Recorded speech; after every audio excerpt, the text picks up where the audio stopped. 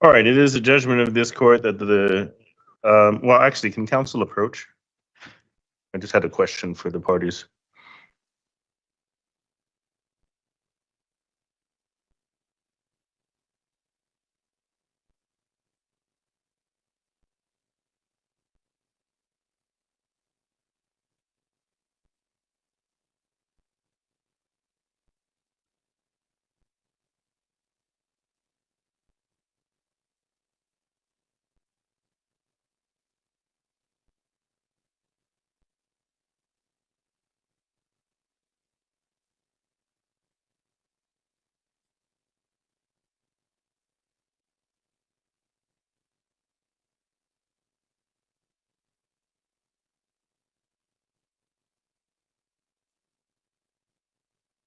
All right, based upon the return of a jury verdict of guilty as to count 2, it is a judgment of this court that the defendant is guilty of count 2, theft of means of transportation, as a class 3 felony occurring on or about December 18th, 2024.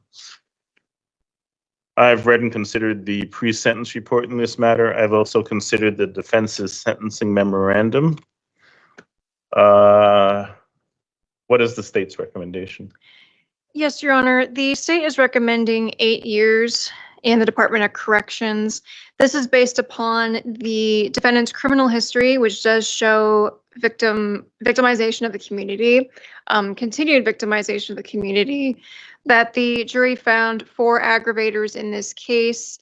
The victim did submit a victim impact statement, which I believe was connected to the PSR. Did the court have an opportunity to review that? I didn't state it on the record because I didn't see it, so I will review that now. Okay. Give me just one moment.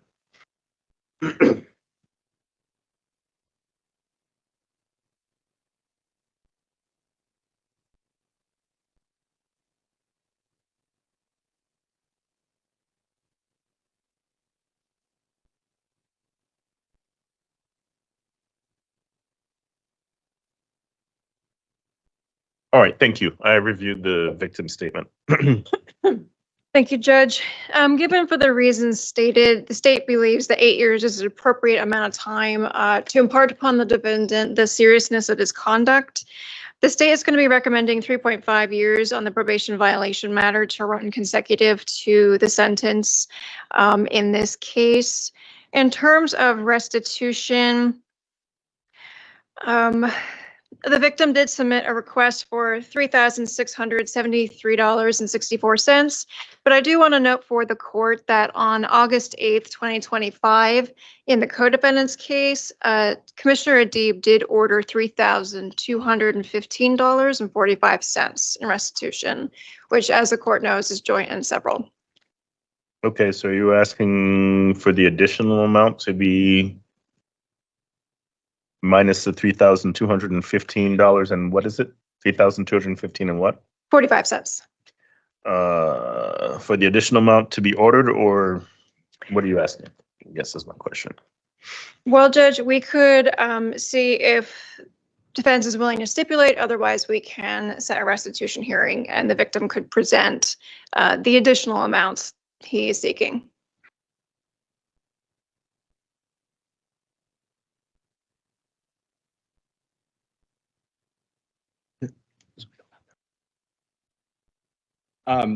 If the state's just requesting the amount that's already been determined to be the appropriate amount of restitution in the co-defendant's case in this joint and severable, then we would be willing to stipulate to that amount of restitution, but not the increased amount. Okay. So I will enter an order today for the amount of restitution in the amount of $3,215.45. I guess is the state requesting a restitution hearing to be set today, or do you want to talk with the defense and maybe we just set a non-witness? I think a non-witness would probably be best, Your Honor. I think the same restitution amount was presented for the co-defendant's case, and the court did order that $3,215.45. So I'm not sure but there's no harm in setting a non-witness, Your Honor. 45 days? Yes, Your Honor. Does he want to be present? No. All right.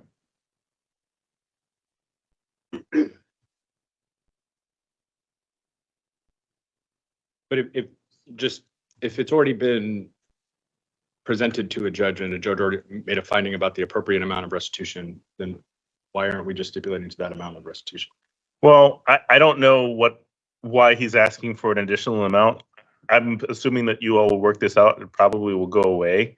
I'm not saying that I'm going to counter what the other judge did. I just don't know what happened. Okay, that's fine. Yeah, we can set a hearing for it. All right. Well, it's non-witness. 30 minutes? Okay. We can do October.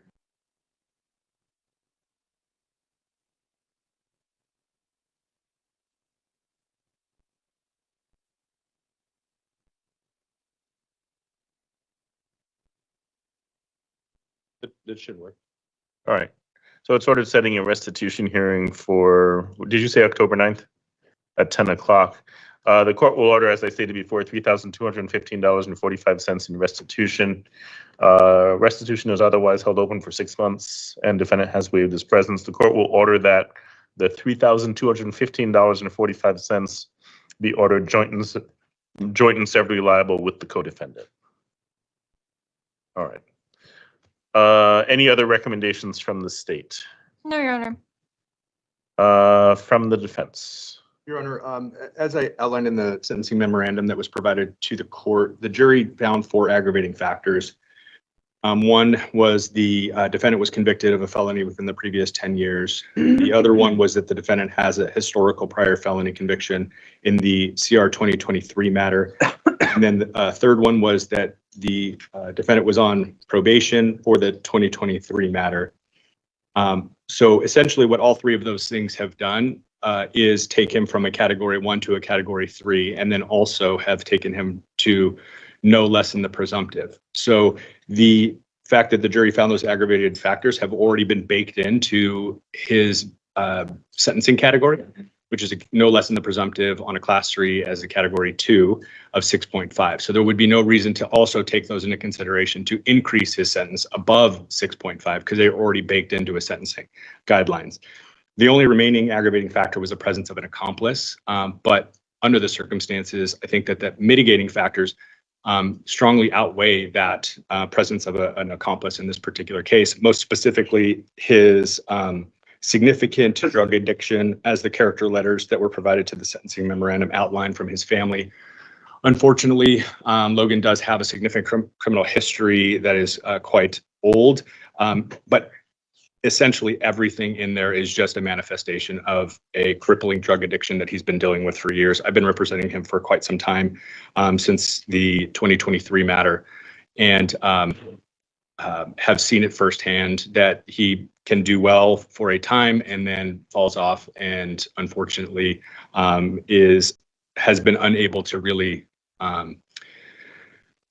get over the hump on maintaining his sobriety. And that is really, although this offense is a theft of means of transportation for the motorcycle, it's really a manifestation of a crippling drug addiction that he's been dealing with for years. And that's really the issue here, and it's always been his issue, one that I really hope that he can recover from and get treatment while he's in custody for, if at all possible.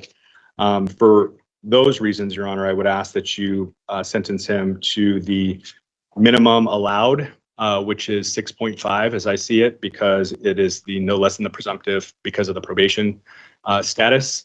So 6.5, and then the super mitigated term on the probation violation due to the significant mitigation of his community and family support, as well as his crippling drug addiction that he's been dealing with, of 2 years to run consecutive, with, of course, credit for the time served on each, which has been calculated by the probation department in the pre-sentence report. Okay. All right, thank you. Sir, is there anything that you'd like to tell me before I pronounce your sentence? No, Your Honor. All right, thank you.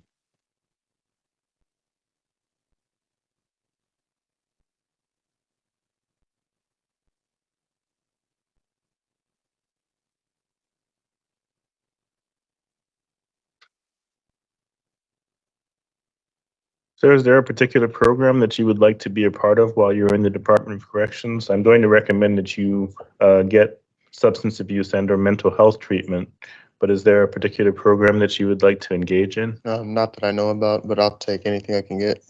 Okay. All right. Thank you, sir.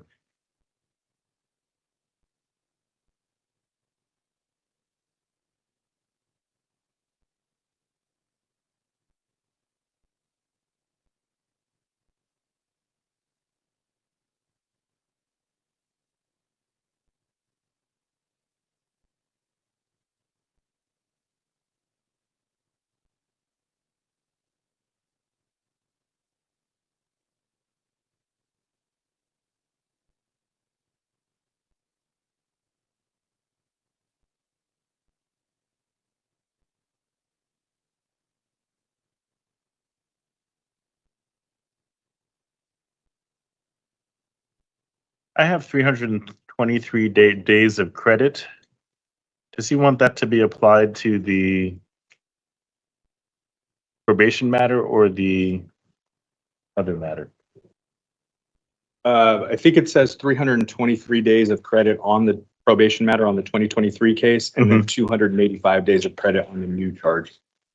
Okay. Or the 2025 case. Does he get that credit on the new case, or is that double credit? I guess is my question.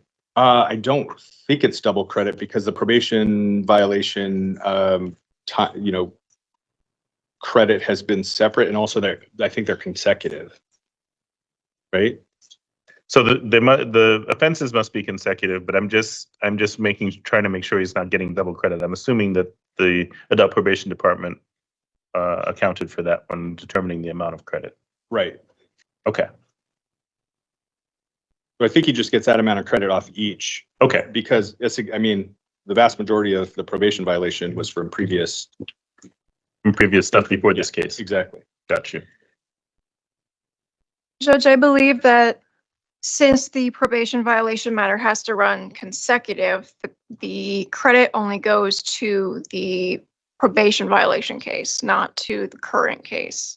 Right. And I guess my question was, this is what I'm trying to figure out, is he already had credit on the probation matter from before because he spent some time in jail before. Right.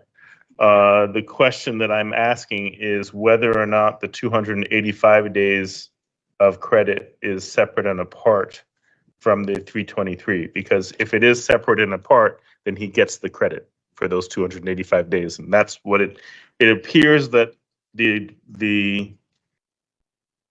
adult probation department has done a separate computation for the 598 matter and the 085 matter. I don't know if those overlap is my question. There's some overlap, but there's also some that doesn't. Okay. So does anyone know what that is? It looks like, because they didn't give me in the pre-sentence report a computation of his time for the a separate computation of his time for the probation violation matter. It's in my version. It's on page 8 of 9. There were two pre-sentence reports, Your Honor. That's the problem. Okay, gotcha. Yeah, we had to get a second. Yeah, they didn't calculate it. They didn't first, so we got a calculate it. second All right. sentence report. That's right. I think if you're looking for what's not overlapping, you can look to that page. Okay. So from the state, I'm going to give him credit for anything that's not overlapping. Does that make sense? Yes, Your Honor. Okay.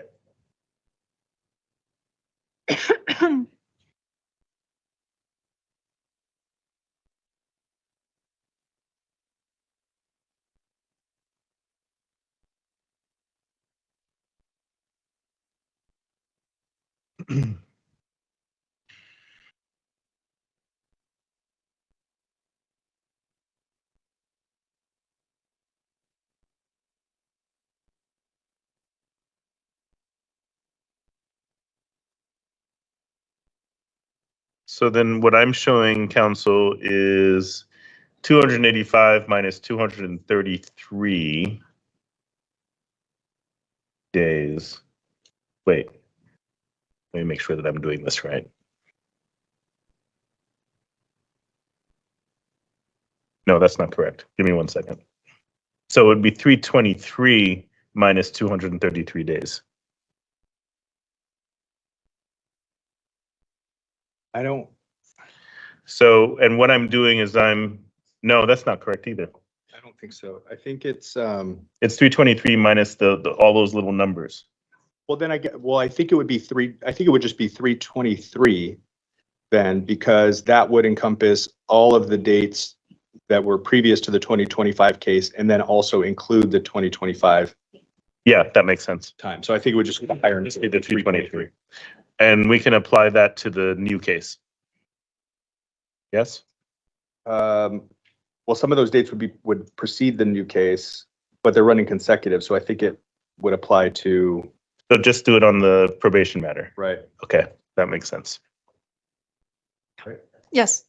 All right, That got makes it. sense. Yeah. Yeah.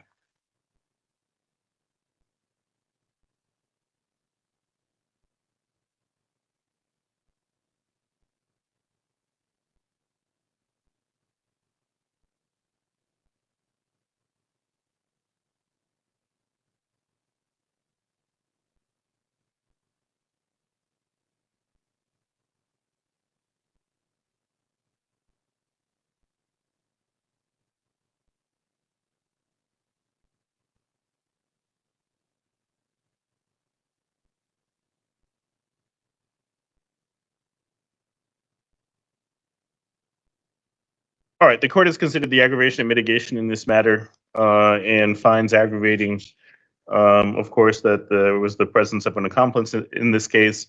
The defendant has a prior criminal history to include the fact that he was on probation at the time of this new offense. The court finds that the aggravation slightly outweighs the mitigation in the 2025 case ending 085 and sentences the defendant to 7 years in the Department of Corrections with no credit because the credit's being applied to the probation violation matter. The court recommends that the defendant be housed in a DOC facility that offers substance abuse and/or mental health treatment. Orders that he must participate in any treatment or educational program offered by the Department of Corrections while in the Department of Corrections. It is recommended that the Department of Corrections make all reasonable attempts to work with any mental health or treatment agencies to ensure continuity of treatment and medication when the defendant transitions to community supervision. Community supervision is ordered at 1/7 of the defendant's prison sentence. As I stated before, restitution is ordered in the amount of $3,215.45, $9 to the Victims' Rights Compensation Fund, a probation assessment of $20, time payment fee of $20, Victims' Rights Enforcement assessment of $2, a warrant charge of $90, and a criminal penalty assessment of $13. Those last fees, with the exception of the restitution and the $90 warrant charge, will apply to both matters. In the 2023 case, the court weighs the mitigation in that matter, that the defendant has a persistent drug addiction that has plagued him for many years based on the arguments by the defense, and gives the defendant a slightly mitigated term of 2.5 years in the Department of Corrections as to that count, giving him 323 days of pre-sentence incarceration as credit for that offense. The court will waive any delinquent probation service fees.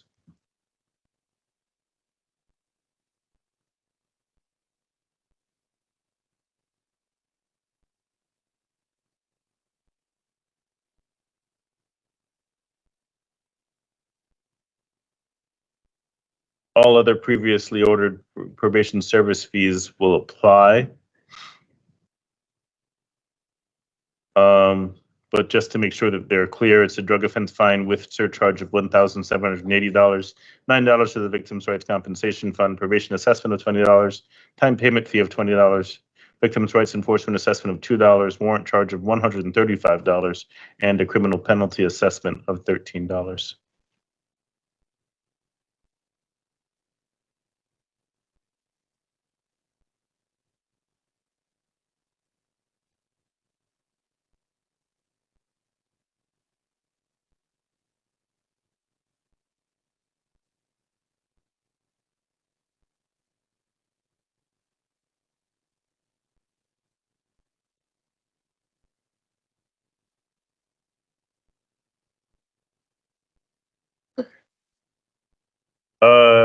I believe the defense wanted to make a record with regard to the other count. Well, I think the state needs to motion to dismiss if that's what they're intending to do today. And then I can make my record. Your Honor, the state is planning to refile count